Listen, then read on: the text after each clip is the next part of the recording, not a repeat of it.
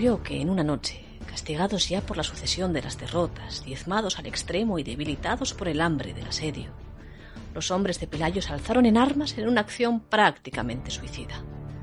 Al otro lado de la cueva donde se ocultaron, despreciando el caudillo el consejo del obispo Opas, que les recomendaban no enfrentarse al gigante sarraceno, se decidieron a atacar.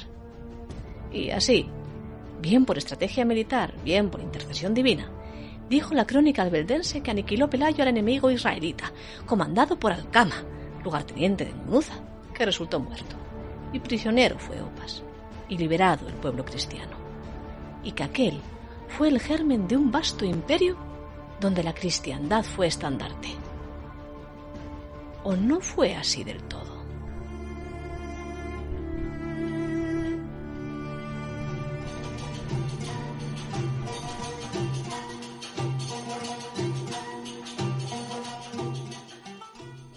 Si toda la historia, sobremanera cuando nos vamos al medievo, fluctúa sobre las movedizas tierras de la subjetividad de las crónicas y de los cronistas que las escriben, no nos queda otra. En el caso de Pelayo y de la batalla que pudo ser o no en Covadonga o en otro lugar, nos encontramos con la total ausencia de las mismas. Pues oiga, pues sí que está difícil la cosa. Porque si la batalla ocurrió en el año 718 o en el 722, como aciertan a adivinar los estudios más recientes, a nadie se le ocurrió escribir de ella hasta unos 150 años más tarde, en la época concretamente de Alfonso III, un rey que no atravesaba por buenos momentos, ¿no? Ya lo contamos alguna vez por aquí, que Alfonso, que firmaba como Adefonso, como su padre, el segundo de su nombre, se enfrentó a las tropas andalusíes, pero también contra su propia familia, que pretendía el poder. Y así las cosas, no venía mal contar en la genealogía de uno con la historia épica de un caudillo que justificase por qué hacía lo que hacía. Para ello, en aquella época, hacían falta solo un par de factores. Uno, la batalla. Cuanto más épica, mejor.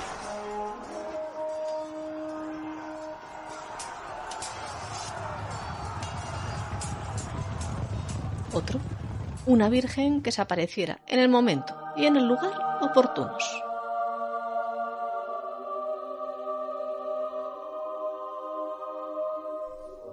Pero si es cierto que todo lo que nos han contado sobre la historia de la batalla de Covadonga es una invención, ¿cómo ésta ha logrado mantenerse en nuestros libros y en nuestra memoria por más de 1100 años desde que los cronistas alfonsinos la creasen?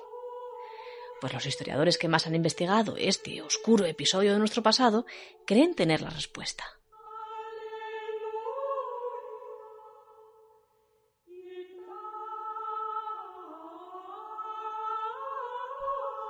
Ideología y política, y no siempre del mismo signo, ni tampoco en las mismas épocas, se han dado la mano conjugando un mito que no es único. Leyendas, mitos como el de Covadonga se definen como fundacionales por la historiografía, y en ellos, haciendo uso de elementos básicos como las batallas y la épica, trata de justificarse la identidad de un pueblo o de una idea política por medio de una historia que a veces se basa en una verdad un poco más pequeña. Ha hablado el eminente medievalista asturiano Javier Fernández Conde, así, del fenómeno que él define como covadonguismo, por medio del cual el hecho real, del que sabemos muy poco, quizá apenas, y una escaramuza sin sentido religioso ni patrio, sino económico, por cierto, de rebelión contra el tributo que había que pagarles a los árabes, se hizo grande, se hizo mítico. Así que al principio fueron los godos.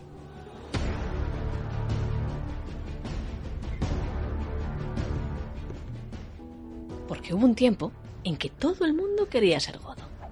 Eran el reino derrotado por el invasor, claro, allá por 711. Las raíces profundas de un pasado al que se ansiaba volver y que se vinculaba con una época mítica. Tan mítica como el propio origen de Pelayo, de quien desconocemos prácticamente todo sobre sus inicios y nacimiento. Dijeron algunos que había sido un antiguo sirviente de Rodrigo, pero no hay ninguna prueba que lo avale. ¿Y cómo podrían, además, haber adoptado las clases locales, los astures, que poblaban las montañas de Covadonga, a un extranjero, a un foriatu, como le definiríamos hoy, sin que ese proceso hubiera sido lo suficientemente interesante como para dejarlo escrito en algún sitio? Pues no lo sabemos. Otro misterio más que añadir al mito de Covadonga. Lo del goticismo, en cambio, es una constante que será desde Alfonso III hasta las crónicas de la modernidad, sin que haya más fuentes que la justamente anterior a la crónica que se escriba en ese momento. Luego, también vino la patria, por medio del romanticismo. Tal y como se hacía en el siglo XIX. Y en el XX tampoco lo hicieron mal. Un regionalismo que servía para potenciar el concepto de una patria en cuyo interior ya comenzaban a surgir ciertas disidencias políticas. Previamente, en la Ilustración, sin embargo, ya algunos autores como Juan Francisco Masdeu comenzaban a dudar sobre la veracidad de aquellos hechos. No había más testigos, decían, que los surgidos siglo y medio más tarde.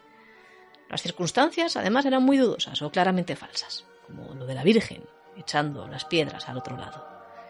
Pero bajo el reinado de Alfonso XII, los Borbones vinieron de vuelta tras una revolución, la de 1868, una experiencia republicana fallida y otro rey entre medias, Amadeo de Saboya.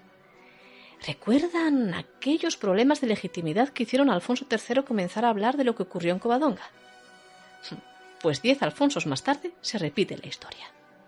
En 1877 se comienza a construir la Basílica de Covadonga en un lugar hasta entonces semisalvaje, casi olvidado por los líderes políticos. De la mano a Alfonso del catolicismo se fraguó la recovadonguización de Asturias y de España, porque siempre habían ido a la par. La base histórica, con todo, seguía estando ausente.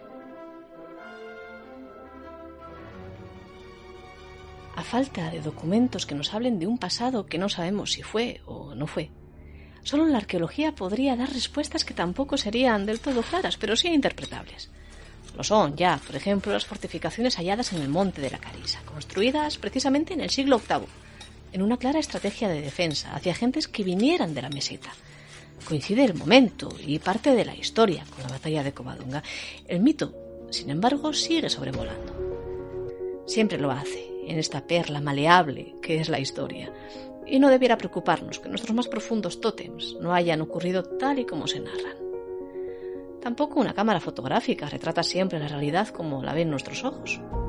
Entender el proceso por medio del cual la luz se transmuta en color o el ángulo del objetivo modifica las dimensiones de los objetos es el equivalente a comprender cómo y por qué se escribe nuestra historia.